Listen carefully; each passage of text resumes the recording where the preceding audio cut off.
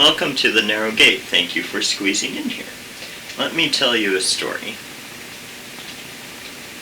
This story is about a boy. We'll call him Peter. Peter Parker. So, Peter Parker was an average teenage boy. One day Peter found himself at this science fair. And at this science fair, there was this radiation machine.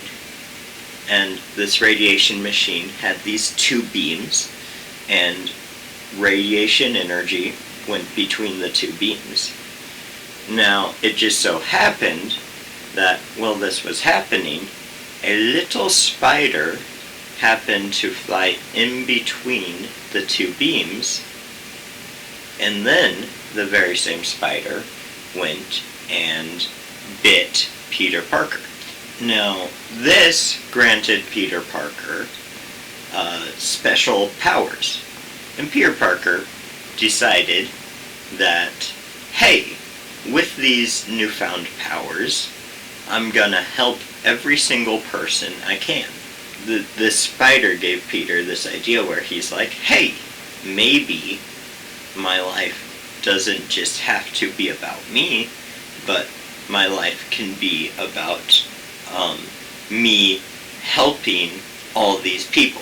Through that, Peter realized he can inspire people to do the same type of thing that he's doing and go and help people. Now, and this was really great for Peter for a long time, but as he was in this journey of going through life and helping people, this dark ooze sneaked into his life. This alien symbiote. And this alien symbiote came to Peter, and it attached itself to Peter.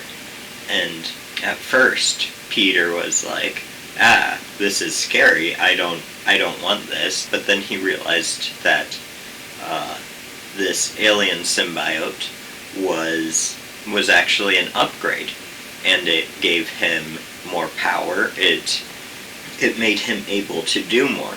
And Peter was like, hey, this is actually really cool. But what Peter didn't account for is that the symbiote would actually alter his views of other people.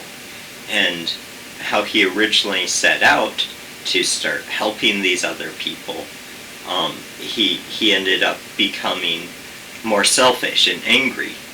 And Peter decided that, hey, I don't want this symbiote on me anymore, because, it's fun to have the symbiote on you, because you can do so much more than you would do without the symbiote. But Peter decided that he didn't like being this kind of selfish, angry person all the time, and he said, hey, I don't want this symbiote off me anymore. So he tried and tried to tug the symbiote off his body, but the symbiote wouldn't release its grip on him. It stayed on him. He tugged and tugged, but nothing was working to get the symbiote off of him. But then one day he realized that the symbiote had a weakness, and that weakness was to sound. So Peter, he went into a bell tower of a church, and he started punching the bell. And then as he was punching the bell and just listening to the loud noise, it pulled the symbiote off of him. And that's when a time portal back to the science fair opened right there. And the spider, as it was going right in between the radiation beams, it sucked in the symbiote. So the symbiote went in the radiation with the spider and disintegrated the symbiote. Okay, so now there's no more symbiote.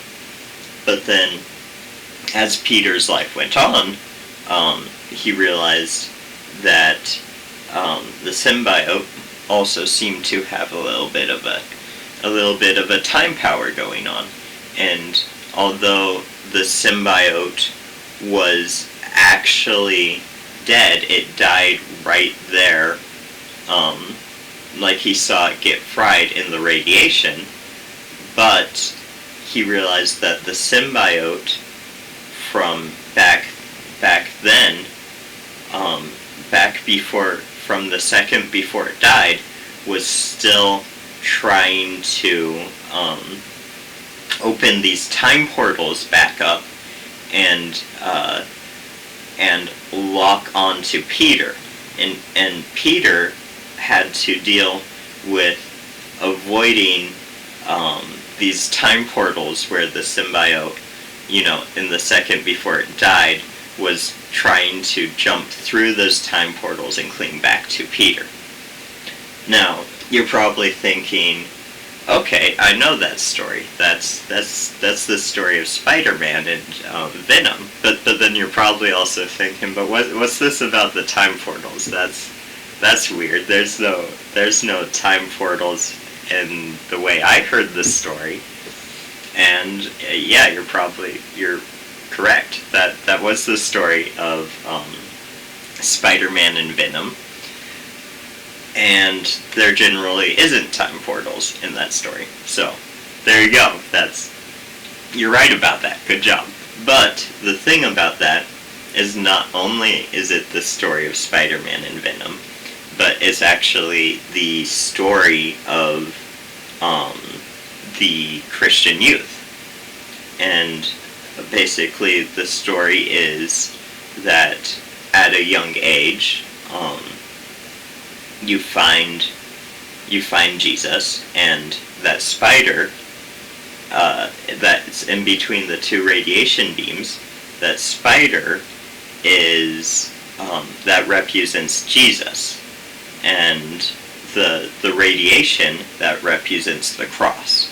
So then when you accept Jesus as your Savior, you may find yourself to have these powers, and you may decide, okay, I'm gonna do everything to help people come to Jesus, and to be the person that the Bible lays out that I should be, to be this neighbor, and to love my neighbor as myself, and all that type of stuff. So that's, in a way, these young Christians, they're becoming Spider-Man.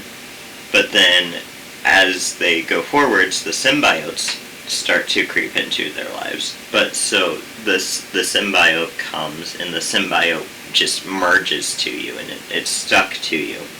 And it's like, it seems kind of like a good thing for a little while. Because it's like, oh, it's fun, and like, maybe if you just give yourself a little bit of freedom from the rules that the Bible lays out to you, then you're like, you feel like maybe you're stronger for a little while. That might be the feeling you get for just a little while. But then you start to realize the actual consequences of those sin, and how the sin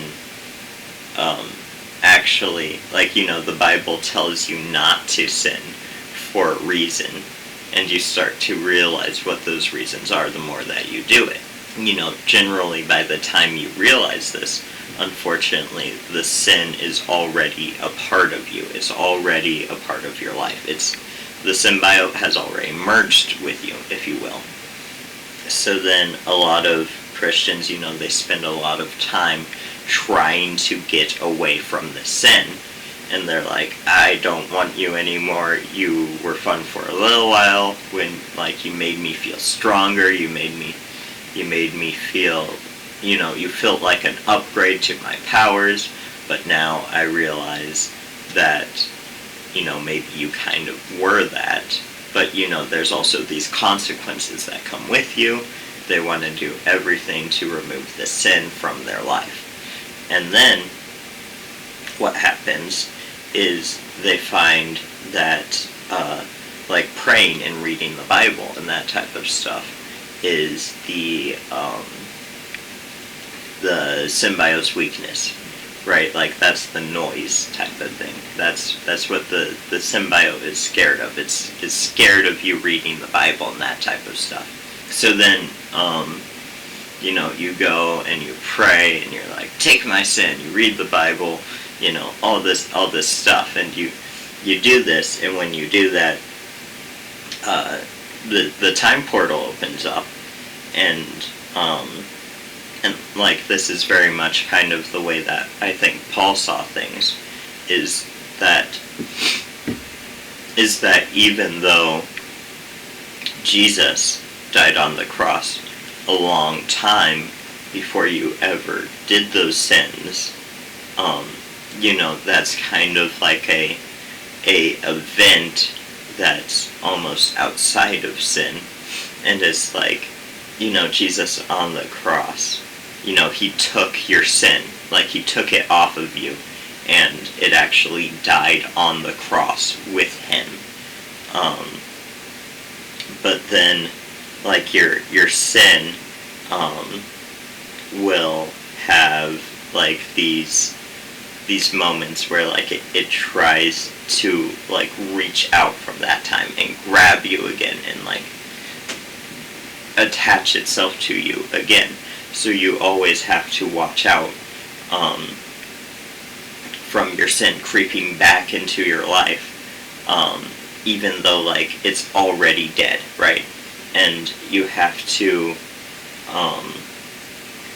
and maybe sometimes you fail at avoiding your sin, and it does creep back into your life. And then you have to go through the process of putting it back on the cross with Jesus again. And that's this is very much kind of Paul's way of seeing like the flesh and the spirit and that type of stuff. He's like, there's the flesh and there's the spirit, and like Jesus, he separates them into two different things, and he's like, you gotta do everything in your power to give the flesh, the sinful part, the symbiote, you gotta do everything in your power to take that and pin it back to the cross with Jesus, where it can die. And that's the story of Peter Parker, and that's the story of you and me. So hopefully maybe me giving this analogy to you was helpful for the way you see sin and this type of stuff, and maybe you understand it a little better. But also I would like to encourage you to look through the Bible and read especially like Paul's letters, where he talks about the flesh and the spirit, because a lot of this type of stuff, a lot of like looking at it the way Paul saw the flesh and the spirit, the sin and the good parts, a lot of that I think can be very illuminating if you look into it. But I hope you enjoyed, and remember that even when you have the symbiote attached to you, when you are in sin, like that doesn't take away from the good you've done. And just realize that if you really want to, you can get over it, and it doesn't have too firm of a grip on